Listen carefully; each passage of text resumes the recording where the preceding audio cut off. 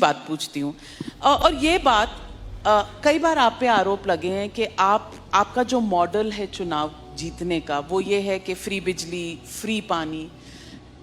You are somebody who understands numbers. आप Indian revenue service में रहे हैं, नंबर्स आपको पता है, टैक्स कलेक्शन कैसे होती है, टैक्स की रिक्वायरमेंट किन चीज़ों के लिए होती है। क्या ये फ्री के जो पॉपुलिस्ट बांटने की इलेक्शंस के दौरान जो ये एक आदत सी पॉलिटिकल पार्टीज में बन गई है, क्या ये लॉन्ग टर्म सस्टेनेबल है? क्या ये गुड पॉलिटिक्स है? बहुत अच्छी पॉलिटिक्स है, सबको करनी चाहिए। मैं आपको बताता हूँ क्यों। इसकी इकोनॉमिक्स भी समझाता हूँ आपको और इसकी पॉलिटिक्स भी समझाता हूँ आपको। सबसे पहली बेसिक बात, इन सारे मंत्रियों को और इन सारे एमएलएज को बिजली फ्री मिलती है। इनको जब बिजली फ्री मिलती है तो उसको फ्री भी नहीं बोलते, और जब जनता को, इनको 4-4 हज़ार यूनिट बिजली फ्री मिलती है महीने की, और मैं जनता को 200 यूनिट फ्री बिजली देता हूं तो इनको सबको तकलीफ होती है। क्यों? अगर इन मंत्रियों को जो फैसिलिटी मिलती है मैं अपनी जनता को देना चाहता हूं तो इनको क्यों तकलीफ होती है?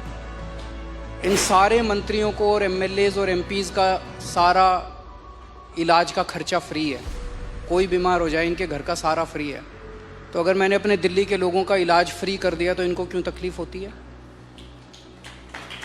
जो जो चीज़ें इन मंत्रियों को और इन संतरियों को मिलती है मैं अपने लोगों को देना चाहता हूँ, नंबर 1। दूसरी चीज़, अगर मैं, एक समय था जब मैंने सुना था कि राजनीति के अंदर एक समय था जब फ्री बांटते थे, और फ्री बांटने का पैसा कहाँ से आता था? सरकार लोन लेती थी और लोन लेके उस पैसे से फ्री बांटते थे। That is not good economics. अगर मैं, आपके पास जो पैसा है उस पैसे से, उसमें आपके टैक्स नहीं बढ़ा रहा, टैक्स उतना ही है, मैं घाटे में नहीं। आज दिल्ली सरकार पूरे देश में अकेली सरकार है जो फ़ायदे में चल रही है, घाटे में नहीं चल रही।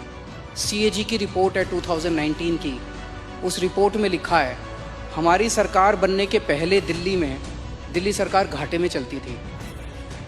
हमारी सरकार बनने से तब से लेके आज तक दिल्ली सरकार अकेली सरकार है पूरे देश के अंदर जो फ़ायदे में चल रही है। मैं सरकार फ़ायदे में चला रहा हूँ, मैं कोई नया टैक्स नहीं लगा रहा, मैं कोई लोन नहीं ले रहा। अगर मैंने करप्शन ख़त्म करके, पैसा बचा के लोगों को अगर सुविधाएं दे दी तो क्या बुरी बात की? तो दिस इज़ गुड इकोनॉमिक्स। और तीसरी चीज, पर ये मिरेकल होता कैसे? मैं एक छोटा सा एग्जांपल देता हूँ। जैसे ये फ्री दवाइयों वाला कैसे सिलसिला चालू हुआ, ये बड़ा इंटरेस्टिंग है। हमने एक फ्लाईओवर बनवाया, उस फ्लाईओवर की 325 करोड़ रुपए की एस्टिमेटेड कॉस्ट थी, वो शायद 200-250 करोड़ रुपए में बन गया, तो 125 करोड़ रुपए उसमें बच गए। कैबिनेट मीटिंग चल रही थी, हम लोग डिस्कस कर रहे थे, तो पता चला कि ये 125 करोड़ रुपए बच गए। हम ये डिस्कस कर रहे थे इस पैसे को कहाँ इस्तेमाल करें। तो मैंने कहा अगर हम सबका इलाज फ्री करना चाहें तो कितना खर्चा आएगा? So after 2-3 days they got back to me, they said 300-350 crore. So मैंने कहा ठीक है, इतना तो हम फ्लाईओवर बनाने में ही बचा लेंगे, इतना का पैसा। तो अगर मैंने फ्लाईओवर बचा के लोगों का इलाज फ्री कर दिया तो क्या बुराई है?